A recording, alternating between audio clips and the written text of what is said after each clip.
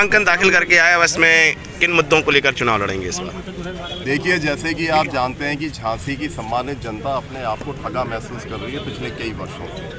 आज आप smart city के नाम से लगातार भ्रष्टाचार फैलाए हैं, बनी हुई बाउंड्री तोड़ते हैं, पेंट करते हैं, यही सब काम कर रहे हैं और बुनियादी समस्याओं को मद्देनजर नहीं रखते हैं। मेरा इशारा उस मौसम की तरफ है जहाँ पर लगातार हमने अपने साथियों को, अपनी माताओं को, अपनी बहनों को खोया बिजली बिल के कारण, ये क्या कहते हैं, पानी के कारण।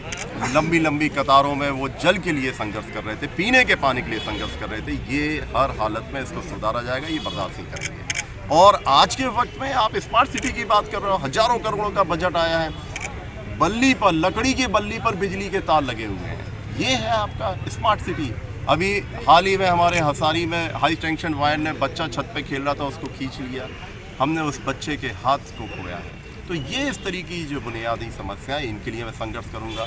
आज बारिश होती है तो सीवर लाइनें चूक हो जाती हैं, सड़क सही नहीं है।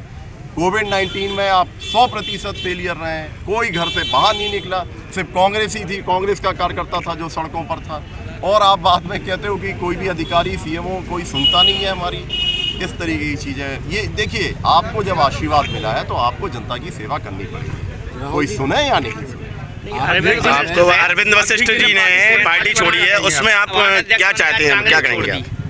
देखिए, किसने क्या किया इस पर कोई टिप्पणी नहीं है, लेकिन कांग्रेस हमेशा जनता के बीच में रहती है। वही मैं आपको जवाब दे रहा हूँ कि 365 दिन जनता जानती है झांसी की कि पिछले 32 वर्षों से हम सत्ता में नहीं है, लेकिन उसके बावजूद भी अगर कोई आवाज़ जनता की बनता है, कोई जनता के लिए संघर्ष करता है, मुकदमे झेलता है, लट खाता है पुलिस की, सड़कों पर रहता है, तो हम ये सब कांग्रेस के लोग रहते हैं। तो जनता जानती है कि कांग्रेस एक ऐसी पार्टी है जो नीतियों पे और हिंदुस्तान के संविधान पे चलती है, क्योंकि अंबेडकर जी और गांधी जी के संस्कारों को हमने आत्मनन किया है और उनको चरण स्पर्श करके हम लोग आगे चल रहे हैं। तो हम उस नीति के हिसाब से आगे बढ़ रहे हैं, तो जनता हमें आशीर्वाद देगी इस बार 100%। टिकट को लेकर भ्रष्टाचार का आरोप लगाया है, इसमें आप क्या कहेंगे? देखिए, ये मेरे संज्ञान में नहीं आया और कौन क्या करता है ये उनके ऊपर है, लेकिन कोई आरोप ऐसा कुछ नहीं है, क्योंकि लगातार जिस तरीके से हम लोग काम कर रहे हैं, आपके चैनलों के माध्यम से ही आप लोगों ने मुझे हमेशा आशीर्वाद दिया है, महाराज को, प्रदीप भाई साहब को, हम लोग के काम को आपने सराहा है, तो कैसे भ्रष्टाचार आ सकता है? झांसी की जनता के लिए सबसे अहम मुद्दा आपकी नज़र में क्या है? अगर आप जीतते हैं तो सबसे पहले देखिए, झांसी की जनता में आज वर्तमान स्थिति में, जैसे मैंने बताया, पानी, बिजली, सड़क तो है ही, दूसरा बेरोजगारी। यहाँ के लोग जो पलायन करके बाहर जा रहे हैं मजदूरी के लिए, नौकरी के लिए, ये हर हाल में। हम 32 वर्ष पहले 30 साल और 50 साल की प्लानिंग करके चले गए। Medical college, BHEL, Parichha, Rajghat dam, grassland, railway station, ये यूनिवर्सिटी 4 कमरों में आवास विकास में चलती थी, यहाँ पर इतना बड़ा कैंपस बना के चले गए।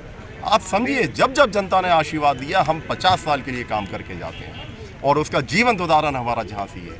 अभी हाल ही में आपने मंत्री जी को आशीर्वाद दिया था, ये एग्रीकल्चर यूनिवर्सिटी 500 बेड आपने मेडिकल कॉलेज में कराया। कोविड-19 में आज जहाँ ऑक्सीजन के लिए झूठ बोल रहा हो, यही मेडिकल कॉलेज काम में आया।